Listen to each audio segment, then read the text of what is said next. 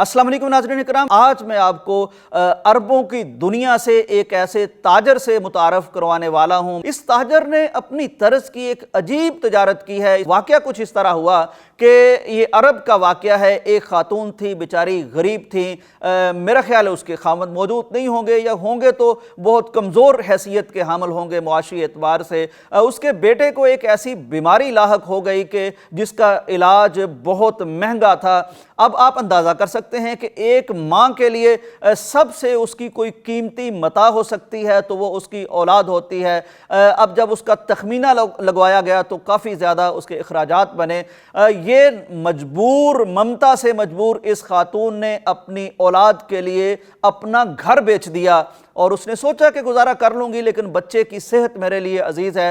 अब इस बै के लिए, इस फ़रोख्त के लिए इसका राब्ता एक ताजर से होता है। वो ताजर एक ख़तीर रकम में इसका घर ख़रीद लेता है, दस्तखत हो जाते हैं और सारा कुछ हो जाता है। अब फिर ये जो मनाज़र आप देख रहे हैं, ये सऊदी अरब के उस शहर के चेंबर ऑफ कॉमर्स के मनाज़र हैं। होता यह है कि जो ही ये सौदा तय पा जाता है और ये खातून रकम ले लेती हैं और खुश होती हैं कि घर बिक गया और बेटे की सेहत आ जाएगी, तो वो शख्स खड़ा होता है, वो कहता है कि ये घर जो मैंने ख़रीदा है, पैसे जो मैंने दे दिए थे, ये घर अब मेरा हो चुका है, लेकिन ये घर मैं अपनी इस बहन को हदियतन, तोहफ़तन पेश कर रहा हूँ। और मैं ये इसलिए कर रहा हूँ कि ये दुनिया हमारी दुनिया नहीं है, ये अल्लाह की दुनिया है और ये तजारतें हैं जो हमारे काम आनी हैं। अरबों की इस तरह की जब मैं बातें सुनता हूँ, उनकी तारीख़ पढ़ता हूँ, उनकी दरिया दिली के बारे में पढ़ता हूँ, उनकी सखावत के बारे में पढ़ता हूँ, तो आदमी दंग रह जाता है कि किस तरह सहरा जैसा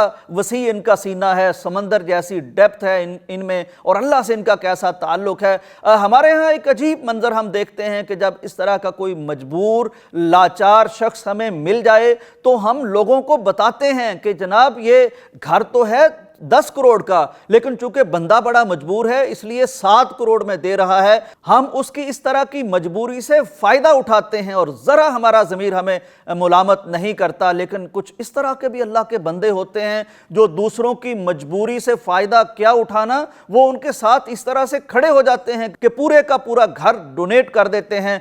नाज़रीन इकराम, जन्नत के सौदागर, जन्नत के तजारत ऐसे ही होते हैं। जब कुरान मजीद का ये जो चौथा पारा है, इसमें आयत है बिल्कुल शुरू में, लन तनालुल बिर्रा हत्ता तुनफिकू मिम्मा तुहिब्बून, ये आयत उतरी और इसका मतलब ये था कि तुम नेकी को पा ही नहीं सकते जब तक तुम अल्लाह की राह में वो चीज़ खर्च ना कर दो जो तुम्हें महबूब तरीन है। हमारे यहाँ रवैये और होते हैं, हम कहते हैं कि अल्लाह वास्ते देना है तो कोई यानी ऐसा माल दे दिया जाए जो नाकस है, कोई कमतर चीज़ दे दी जाए। मस्जिद को पैसे देने हैं तो हमारे पर्स में बड़े बड़े नोट पड़े होते हैं, लेकिन हम इंतहाई छोटा नोट निकाल के वो मस्जिद के गले में डालेंगे। कोई फ़कीर आ जाए तो इंतहाई छोटा सा उसे नोट देंगे। ऐसी चीज़ें भी हम देते हैं कि खुदा न खास्ता अगर हम पे ये मजबूरी और लाचारी आ पड़े, कोई हमें देने की कोशिश करे तो हमें शर्म महसूस हो। तो बहरहाल जब ये आयत उतरी तो एक साहबी थे, हज़रत तलहा रज़ी अल्लाह ताला अन्हो, वो खिदमत अक़दस हुज़ूर में हाज़िर हुए और कहने लगे कि प्यारे नबी,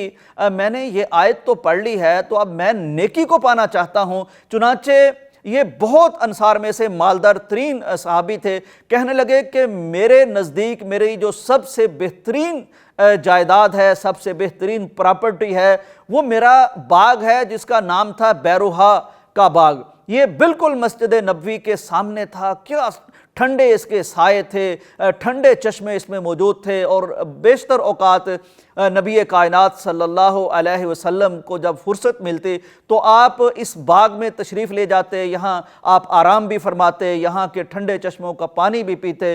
तो ये जो बेस्ट और क्रीम थी इनके माल की, इनके एसेट्स की, कहने लगे कि ए प्यारे पैगंबर, मैं नेकी को पाना चाहता हूँ तो अपनी महबूब तरीन चीज़ मैं आपके हुजूर पेश करता हूँ, ये बाग मैं आपको पेश करता हूँ, जहाँ चाहें अल्लाह के रास्ते में इसे लगा दीजिए। नबी कायनात के गुलाब चेहरे पर तबस्सुम रक्सा हो गया। आप यकीनन बहुत खुश हुए और आपने फरमाया कि आपका ये जज्बा बड़ा काबिल सताइश है। تو لیکن آپ اس طرح کریں کہ اس کو اپنے عزیزوں میں تقسیم کر دیں، چنانچہ انہوں نے اپنے کزنز میں اور چچا زاد رشتہ داروں میں اسے تقسیم کر دیا۔